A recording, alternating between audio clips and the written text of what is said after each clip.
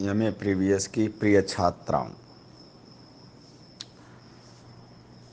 अब मुझे लगता है कि इतने सारे व्याख्यान ऐसे हो गए हैं कि अब रविवार के दिन इन सारे व्याख्यानों को पुनः समझो, इससे उत्पन्न शंकाओं को पहले अपनी ओर से उनका समाधान करने की कोशिश करो।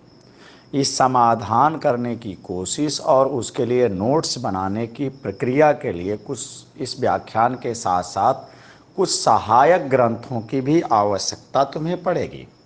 उनके नाम मैं बता रहा हूँ। इस दृष्टि से जो आलोचकीय दृष्टि आचार्य रामचंद्र शुक्ल की है, जो और खास करके उसमें इतिहास दृष्टि है, इस दृष्टि से समग्र रूप से समझने के लिए जो एक महत्वपूर्ण किताब है उसे रामविलास शर्मा जी ने लिखी है। उस किताब का नाम है आचार्य रामचंद्र शुक्ल और उनका युग। दूसरा, हिंदी आलोचना से संबंधित जितनी भी पुस्तकें हैं उसमें यह संभव ही नहीं है कि आचार्य रामचंद्र शुक्ल के योगदान की चर्चा किए बिना कोई भी पुस्तक आगे बढ़ सके। उस दृष्टि से जो भी पुस्तक तुम्हें अच्छी लगती हो वो ले सकती हो, लेकिन दो पुस्तकें अधिकांशतः महत्वपूर्ण मानी जाती हैं जिसे संदर्भ के रूप में मैं उल्लेख करना चाहता हूँ।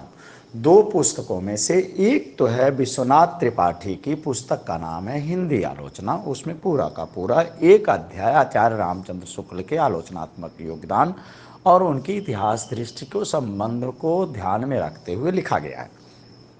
अन्य आलोचनात्मक आलोचकों के योगदान भी उसमें आपको मिल जाएंगे, जो आगे चल करके आधुनिक हिंदी साहित्य का इतिहास पढ़ोगे तो उस संबंध में आलोचना के रूप में वो जानना जरूरी है। और काव्य शास्त्र में भी तो वैसे भी उसको पढ़ा भी होगा थोड़ा बहुत। दूसरी पुस्तक है हिंदी आलोचना 20वीं शताब्दी। ये इस पुस्तक के को लिखा है निर्मला जैन ने। इसमें भी आचार्य रामचंद्र शुक्ल पर और संपूर्ण हिंदी आलोचना और संपूर्ण हिंदी आलोचकों को जो महत्वपूर्ण है उनके योगदान पर विधिवत प्रकाश डाला गया है। लेकिन यहाँ पर अपना संदर्भ चूँकि आचार्य रामचंद्र शुक्ल है, वहाँ से इनको और गहनता से पढ़ करके और इस व्याख्यान के साथ उनको जोड़कर देख सकती हो। तो अभी तक इस प्रकार से कुल 3 पुस्तकें ही हुई।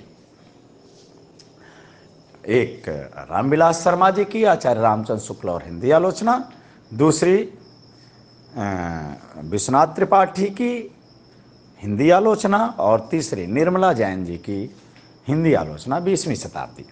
एक छोटा सा प्रयास मैंने भी किया, हालांकि उस पुस्तक के लेखन का मूल आधार तो आचार्य रामचंद्र शुक्ल के मनोविकार विषयक निबंधों का विश्लेषण और विवेचन है, लेकिन मुझे उसमें भी लगा कि आचार्य रामचंद्र शुक्ल की आलोचकीय प्रतिमानों को समझे बिना उनको व्यापक रूप से समझना थोड़ा कठिन होगा। इसलिए लोक मंगल साहित्य की श्रेष्ठता का मुख्य द्वार के नाम से एक अध्याय मैंने उनके आलोचनात्मक प्रतिमानों पर भी लिखा है।